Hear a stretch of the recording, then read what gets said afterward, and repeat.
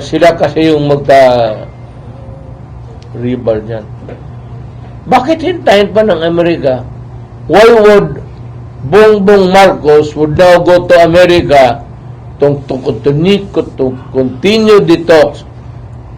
Nagganon pa man, what has agreed upon years ago remains until today.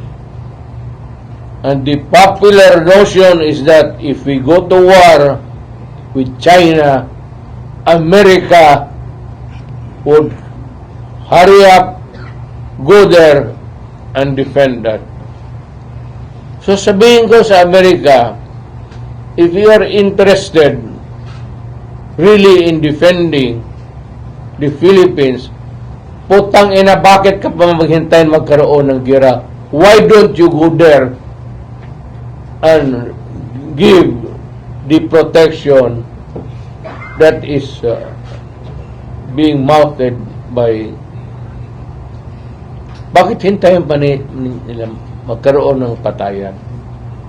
Di iparking na niya yung 7th fleet niya doon. This 7th fleet is in the Far East. Hoy, hoy, hoy, hoy, hoy, hoy, umisig ka na Pinoy. Hoy, hoy, hoy, hoy, hoy, hoy, umisig ka na Pinoy. Hoy, hoy, hoy, hoy, hoy, hoy, umisig ka na Pinoy.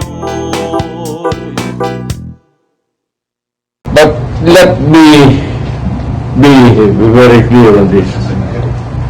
We have not conceded anything to China.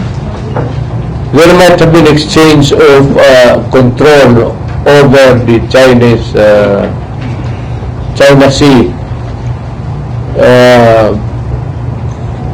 Pero those were really territorial in nature, not involving the encroachment of China in their exclusive economic zone. Iba yun. Yung sabi nila territorial, we are studying it still until now so that I can give you a concrete picture of everything. Ang problema lang nito, maraming hindi naman they are not party to any of the discussion at itong biglang gentleman's agreement with Xi Jinping. Nobody but nobody in the Philippines today, either the Supreme Court, the Presidency, or Congress, can concede anything about territories. Hindi gawin ng presidente yan. And ang ano ko lang is even this stupid ex-Justice Carpio is acting on a gentleman's agreement of which certainly he was not there, and is beginning to expound on the consequences of the resort or whatever wrong there was committed in the agreement. Aside from the fact of having a handshake with President Xi Jinping, the only thing I remember was that status quo. That's the word, na walang galawan, no movement, no armed patrols there, as is where is, para walang magkagulo, hindi tayo magkagulo. Yun ang naalala ko. Wala akong I do not there's a new word. I do not even know the Ayunan show. Ito si Carpio and the rest of the well, I think is trying to be relevant. Is retired justice. a not so brilliant one, which he pretends to be, nawala naman siya doon. And I assure you that if it was a gentleman's agreement, it would always have been an agreement that would keep the peace in the South China Sea. Huwag ko kayong maniwala yung buratik nila kasi hindi ako ganun kagago.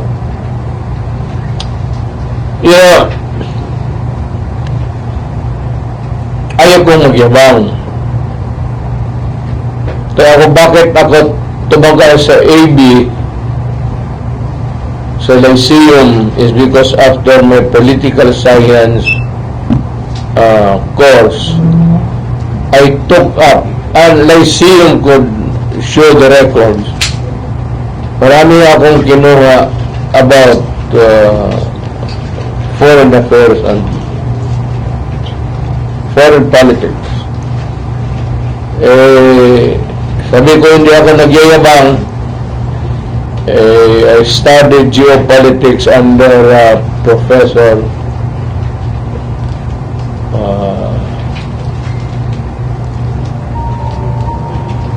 Obiana. I think he's still connected or retired from the Foreign Affairs Department. I was under Ambassador Terrano sa Torona, I'm sure, Ambassador Rosalinda Terrona sa geopolitics ko, pati sa many subjects about foreign policy, foreign affairs. I had my diplomatic practice and procedure doon sa kay David Lapos, and political thought I was under Jose Maria Sison. Nagturo sa amin, ewan ko kung mas may bright pa doon. Kaya sinasabi ko, it would be good and it would be healthy for Carpio to just shut up and not muddled up the things of which I was not there. Hindi ko naman siya kinukondemn.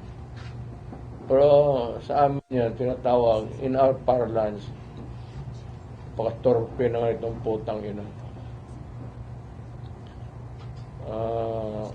I will be expounding more the day after because I just received the old documents of Malacanang about foreign policy noon sa panahon ko. I just got it tonight. I want to review it and the different agreements that were entered into by myself and the Defense Department, sila Lorenzana. Lorenzana played a crucial role, a role that was something that was, sinasabi ko sa kanya, you handle this, especially matters that will govern the movements of the gray ships. Wala pa namang gray ships dyan sa yun ang binabantayan namin noon, the entry of the gray ships. Pero walang nangyari. There was never a time that we sent the gray ships in China and China sent there. Ano yung gray ship? When we talk about gray ships, we are talking about warships. Ang nangyari dito sa China all along was a coastal guard, coastal patrol. So,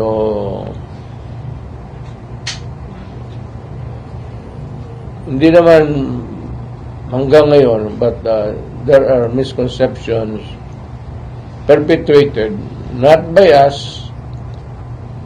Well, itong nasa gobyerno na napakamarunong. You know, ito ang nangyari. You better make it of record. Nung pumunta ako sa China, I was with Delfin Lorenzana, the DND. I was with Anyo, who was my security advisor, national security advisor, and the advisor of ni Bongbong ngayon, national security advisor. Nandoon sila lahat, Esperon, and my cabinet members, lahat sila.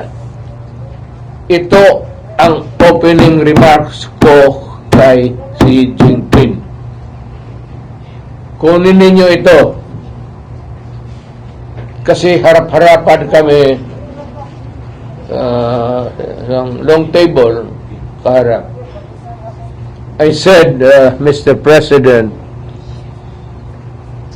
we would insist that that China Sea, or not the whole of it, but there is a part of the China Sea that belongs to the Philippines. And since I would want to, get savings instead of importing it from the exporting country, ako naman I will dig my oil there. I just want to let you know. Ito ang sagot ni Xi Jinping. I am afraid you cannot do that. Sabi ko, why, Mr. President? Diniretso ko na siya. I will get it from that portion of the Red China Sea that belongs to the Philippines. Sabi niya, please do not do it for the life of me. We are friends and I do not want to destroy that friendship. So, what is in your mind, Mr. President? Sabi niya, because it would be in trouble. Kami dito sa kabila nakaintindo na sila. Nandyan yung mga generals nila. Ano yung National Security Advisor ni Marcos? Nandyan. Ang pagkaintindi, sabi niya, trouble, if we insist na, sabi ko, well, day of my visit, I do that everything, put it off to some other day.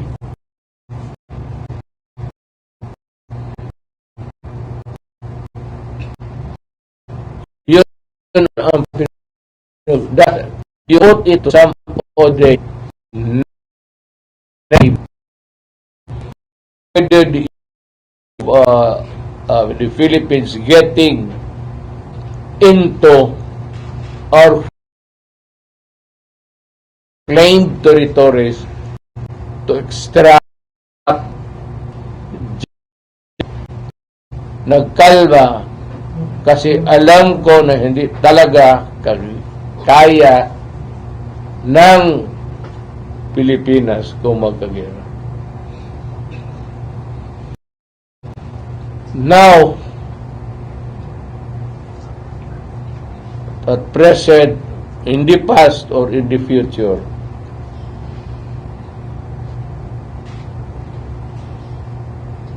ako naman, hindi ko inaasahan na ang Amerika would go to the South China Sea swaggering. Alam mo, sa totoo lang, kung ang Amerika talaga gusto niyang make his presence felt there in the China Sea and to show to the world na protektado as Marcos would want to picture it to be, na America will come to our aid. Why do it during a war? Anak ka na po, pumunta na sila doon to avoid the war. And if America goes into trouble with China, that is their own shit. Kasi sila kasi yung magka-rebel dyan. Bakit hintayin pa ng Amerika? Why would Bongbong Marcos would now go to America to continue the talks? Nagganon pa man, what has agreed upon years ago remains until today. And the popular notion is that if we go to war with China, America would hurry up, go there, and defend that. So sabihin ko sa Amerika, if you are interested really in defending the Philippines, putang ina, bakit ka pa maghintayin magkaroon ng gera? Why don't you go there and give the protection that is being mounted by... Bakit hintayin pa nila magkaroon ng patayan? Di parking na niya yung 7th fleet niya doon. The 7th fleet is in the Far East. It's a big one. It's a task force. Ilagay niya yung doon ng mga destroyer niya doon sa... wala eh. Tapos, alam mo, there is a very dangerous trend, and anybody of you can notice. Bongbong America has been there for about, babalik-balik siya sa Amerika. Ang Amerikano naman, binibigyan siya ng moral booster. Sige, lumaban ka. Wala kang wag-wag. Wala kang ikatakot. So he not, maski sa Amerika dito, before he left in America, he's boasting of resisting China. We do not want oppression. Of course, we are being oppressed by China. There's no doubt about it. Nobody questions that. Ang problema lang, ang trabaho namin kasi dito as president, just like Aquino and all, istorya muna tayo because we cannot afford a war at this time with China. And I am so ever in doubt that America will try to tickle the China there to go into a nuclear war. Because a nuclear war means the end of the world. For China and for everybody. Alam nila yan. Takot ang Amerika kasi isang ballistic lang carrying a nuclear warhead, isang putok lang yan dyan sa gitna ng Amerika, sufficient na yan. But with 1,000 missiles, and in return, America returns the favor by sending also 1,000 missiles, it will really end the world. Kaya ang China takot. Hanggang dyan lang sila sa malayo. But they have never confronted Russia or China. Takot. Obliterated lahat yan. Maniwala kayo. Including us. There will be famine and hunger and death. You can ask any professor ninyo sa physics. and they will tell you what would happen to the world. Nobody wins. That is why we navigate through our differences, our nuances, our everything that is questionable there just by talk. Pero itong Carpio na ito, ayunan, bakit ko, kung ibigay ko yung ayunan sure, Juster Carpio, kung hindi ka magago, ibigay ko na lang yung South China Sea. Hindi ko nga alam kung saan yung ayunan.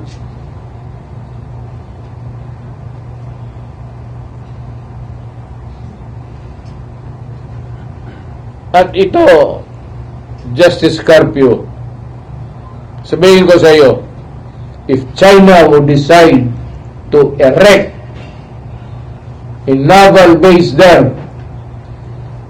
in the island nearest us, can you stop it?